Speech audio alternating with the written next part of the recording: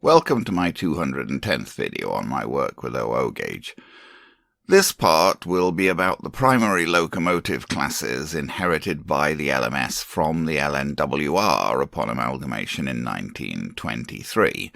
First some general history, and then my attempts to fix up and run a kit-built model of a Prince of Wales class engine. The LMS, the London, Midland and Scottish Railway Company, came into being as a result of the Railways Act of 1921, which mandated the amalgamation of almost all British railway companies, of which there were well over 100, into 4 large companies, the Big Four. This amalgamation became effective on January 1st, 1923. The major constituent companies amalgamated into the LMS were, in order of size by route miles, the LNWR, London and North Western Railway, the Midland Railway, the Caledonian Railway, the Highland Railway, and the GSWR, Glasgow and South Western Railway. The last 3 of these were Scottish, so the English components of the LMS were made up in vast majority of the LNWR and the Midland.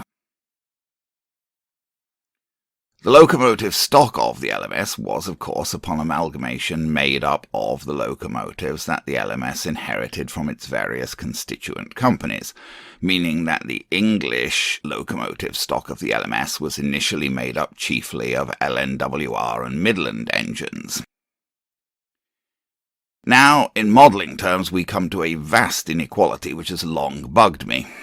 The locomotive classes that the LMS inherited from the Midland Railway have generally been very well represented in OO gauge ready-to-run model form.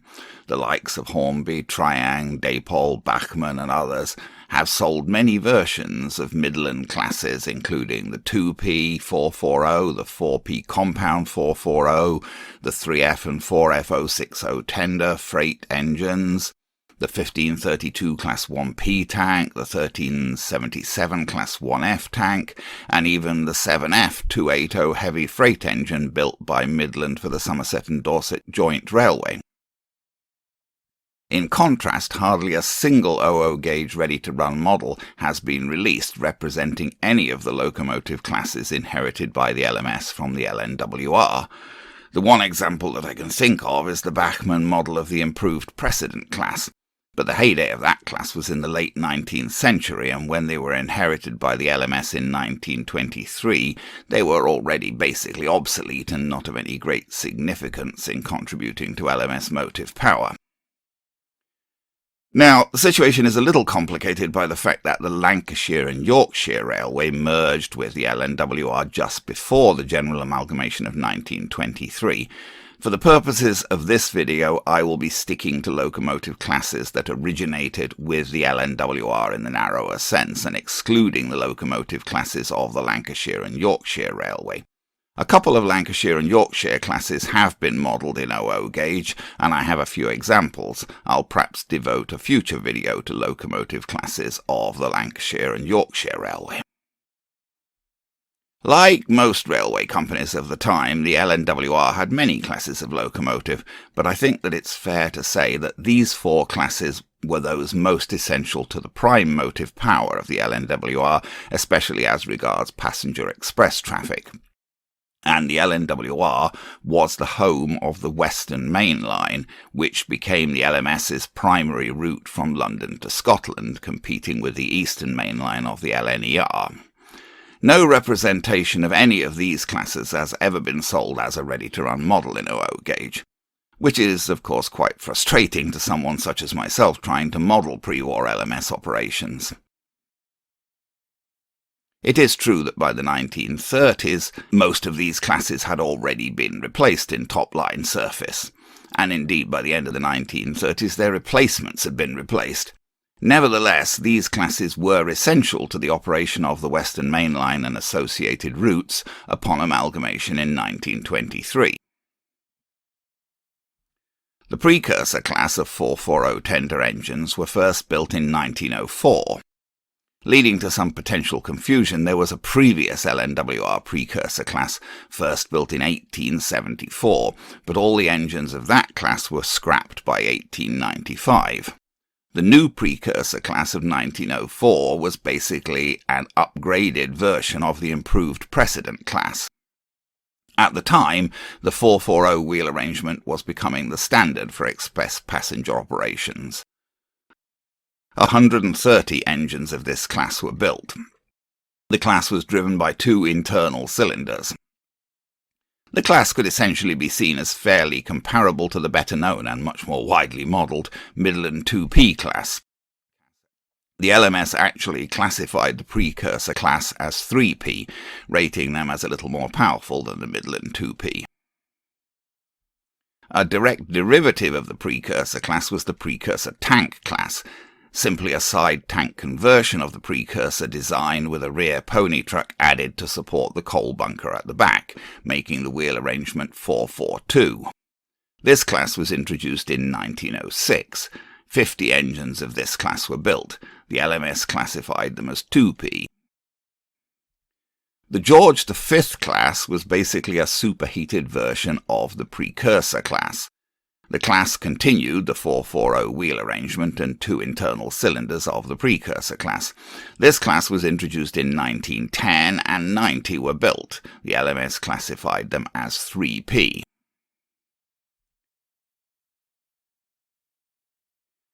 The LNWR introduced the 460 Experiment class in 1905. The Experiment class was based on the Precursor class, extending the design to 460 and using slightly smaller driving wheels. The Prince of Wales class was effectively a superheated version of the Experiment class and was introduced in 1911. 245 engines of this class were built, making them one of the most numerous passenger classes of the LNWR. The class again had two internal cylinders and was classified by the LMS as 3P. The final express passenger class to be introduced by the LNWR before amalgamation was the Claughton. These were considerably more powerful engines with 4 cylinders, 2 internal and 2 external. At the time of amalgamation, the Claughtons were the premier passenger express locos on the Western Main Line. The class was introduced in 1913 and 130 were built. The LMS classified the Claughtons as 5P. 20 engines of the class were rebuilt by the LMS with larger boilers.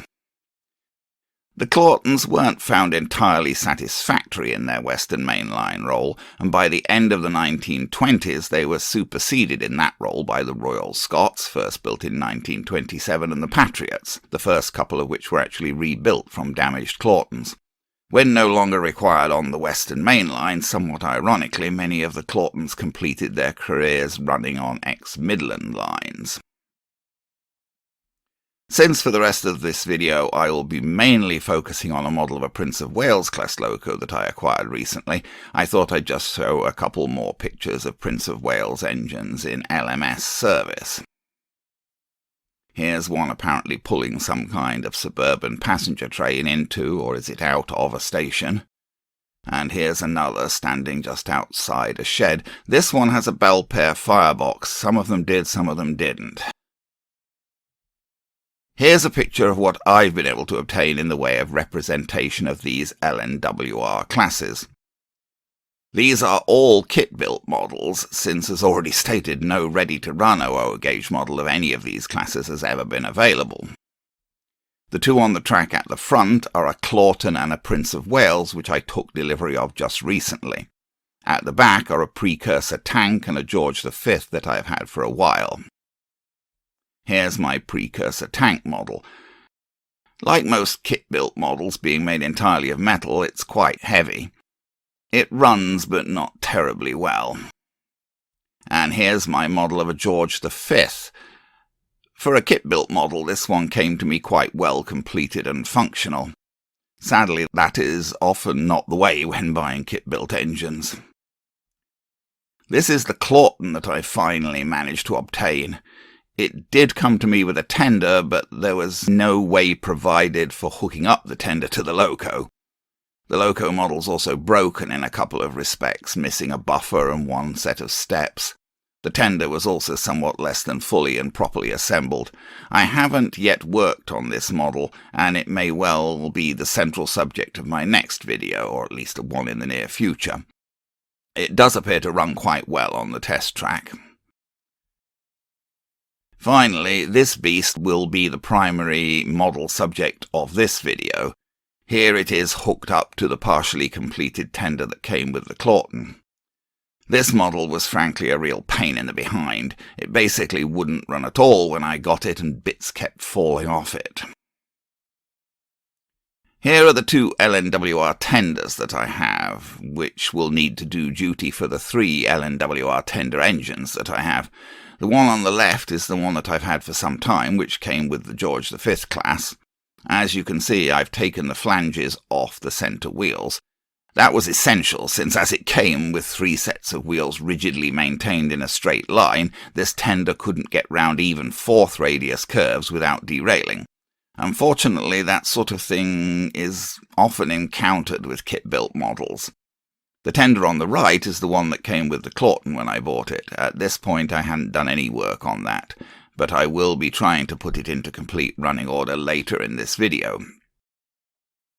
Here is the Prince of Wales model on the bench. As already stated, this model basically wouldn't run at all when I got it, although it did twitch a bit, so the motor clearly wasn't totally dead. The parts of the loco body were apparently glued together with something that didn't work very well, and bits kept coming loose or falling off. I got the model into the servicing cradle to see if I could figure out and fix the running problems. I started by unscrewing and removing the front bogie just to get it out of the way so that I could see the chassis better. I also unscrewed and removed the tender drawbar. Neither of those screws seemed to have anything to do with attaching the body to the chassis. I undid the screws holding on the base plate with the pickups. Here I've taken away the base plate and you can see the pickups, which are just a sort of piece of continuous wire bent round and hooked into the side of the base plate. The basic design of the pickups appeared quite sound, and indeed when I tested the model by applying power to the pickups and to the chassis, the motor actually ran at this point. I did a couple of checks with a multimeter, although there's not too much that you can tell with the motor in place, as there will naturally be continuity right through the motor itself if everything is connected up properly. I thought optimistically that the problem might just be that the pickups were shorting out to the chassis when the model was assembled, since no provision seemed to have been made to isolate the part of the pickups above the base plate from the chassis, and of course if electric power passed from those pickups to the chassis you just get a short circuit. I also wasn't happy with the way the wire from the pickups tended to be jamming itself into the drive gear. Again, this is the sort of thing you tend to get with kit-built models. I put a piece of electrical tape on the bottom of the chassis to stop the pickups contacting there. The pickups just sort of hook into slots in the side of the base plate as seen here, and then the base plate is screwed in place. Sadly, after I reassembled the model, it still wouldn't run. I tried to figure out how I was supposed to get the chassis out of the body. It rather looked to me as though I would need to undo this screw, which was hidden underneath the boiler. But when I tried to use needle-nose pliers to undo that screw, the chassis fell out of the body. Apparently, the body was supposed to be attached to the chassis by a screw at the front which was missing, and a screw going through the back bar of the body which I had failed to notice since it was painted over in black, and which broke while I was trying to undo the brass screw under the boiler. I did now have the chassis out of the body. An XO4 type motor was used. The chassis actually ran fine when it was out of the body. But whenever I put the chassis back into the body, it declined to run. It was hard to say exactly why. The body was made of metal, so it was naturally prone to short-circuiting things if it touched anything carrying power from the pickups, or indeed if it touched the tyres of the wheels themselves. There also wasn't really enough room inside the body, and XO4 motors tend not to run if you squash them, as this stops the brushes sitting properly, even if you don't short-circuit anything. I spent hours mucking around with the thing, getting increasingly frustrated.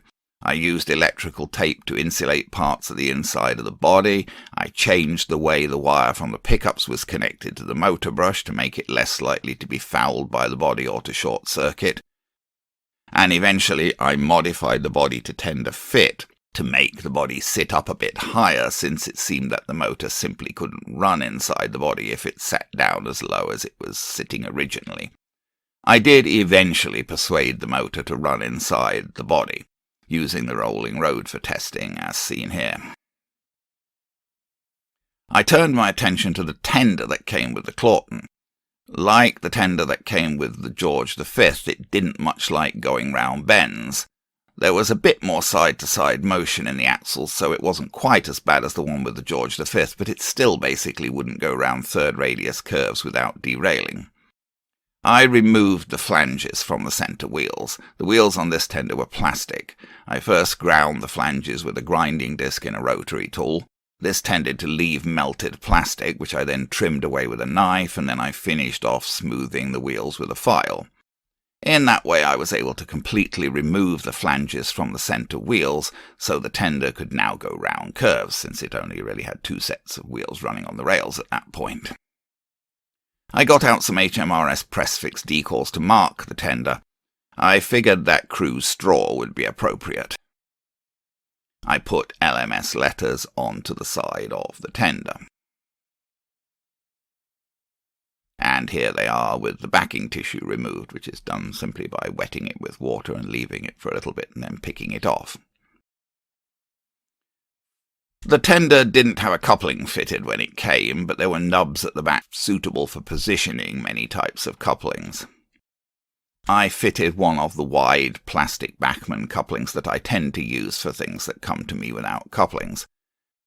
Since it wasn't really convenient to try to screw the coupling to the metal tender, and the fit on the nubs wasn't tight enough to hold it in place, I glued the coupling on with CA. Now I wanted to add some coal to the tender. I fitted a piece of black foam board as a sort of door at the bottom of the coal chute. But it turned out when I tried to add coal that the coal chute itself wasn't fitted properly, and the coal just spilled out the bottom of the tender onto the bench. I struggled to get the coal chute fitted properly. Really, it should have been fitted properly before the lower part of the tender with the wheels was assembled. I ended up using large amounts of CA glue to hold the coal chute in place and seal its edges. I wasn't too concerned about how ugly this looked, as I was planning to cover it with coal anyway. I refitted my door at the bottom of the coal chute and then filled the tender with coal. I sprayed the coal with IPA to wet it and then dripped in lots of watered-down white glue with a pipette. Right after applying the glue, the tender looked a bit of a mess. But it didn't look too bad after drying overnight. Here's the new tender at left with the one I had before at the right. The new one has a loop at front for attaching to the loco, and the old one has a pin designed to go into a hole in a drawbar from the loco. I got the Prince of Wales model onto my Hornby layout, hooking it up with the new tender, as it had a pin on the back that could go into the loop on the front of the new tender. I could sort of get it to run up to a point, and honestly I think that's about the best I'm going to do with it. So here's the Prince of Wales class model on my main Hornby layout. That's the Bachmann Midland 1P in front of it. It's been on the layout for a while. Hopefully this will sort of run, but it doesn't really run worth a damn. In fact, it keeps declining to run altogether because the motor and the chassis don't really fit into the body properly, and bits keep falling off it and whatever. But we do what we can. We'll see. And there's the I bought this model. It came without a tender at all. That's another LNWR tender that I had from another model that I fixed up on the back of it. This is the one that came with the Claughton, the tender. But I've fixed it up and added a coal load to it and decals and whatever. Let's see if this guy will run. He's going at least, which is no guarantee with him because, as I say, his chassis really doesn't fit properly and his motor don't really fit properly into his body, so a bit of a mess, but I don't know. I've spent quite a bit of time mucking around trying to persuade him to work to this degree, and I'm not sure how much more time I can be bothered to spend on him. We'll see.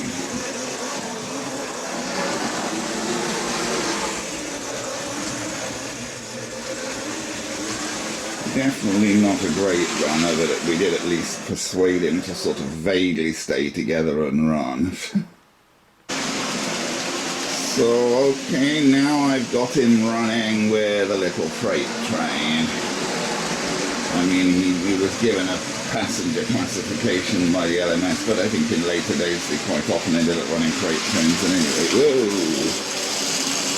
I think oh dear, I've got a wagon derailing there. That's not his fault. There's a wagon derailed.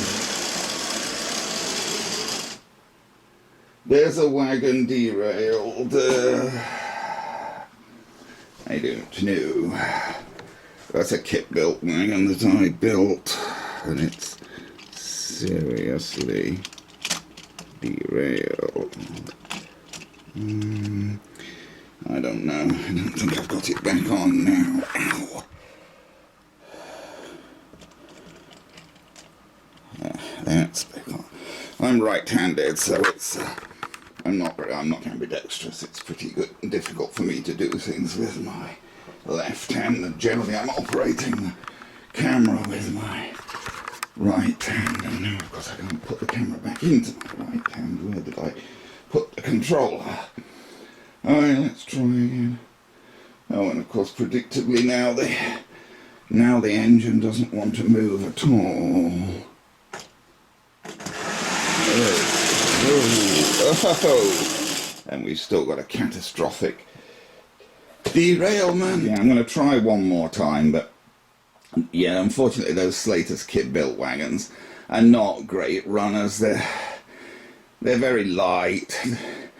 There was nowhere really to put weight in them unless I put a load. If I've got to load in and put some lead under the load, but we'll see. Can I get this to go?